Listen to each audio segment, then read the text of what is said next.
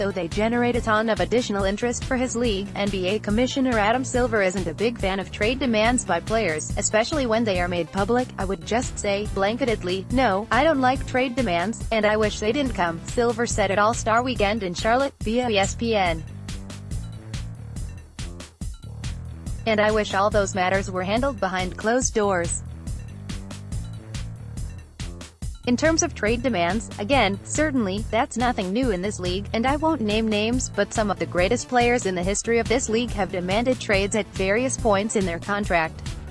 Having said that, no one likes to see an instance where a player is demanding that he be traded when he still is in the middle of a contractual obligation to a team. Silver said that the league has to take some responsibility for the increasing nature of public trade demands. "The league has to take responsibility," Silver said.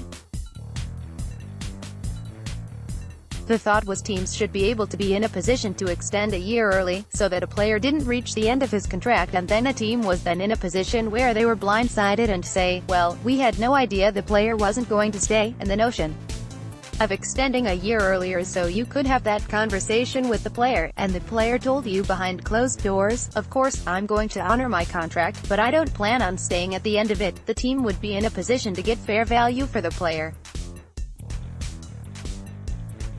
Once again, the law of unintended consequences, it hasn't worked as precisely as we had planned.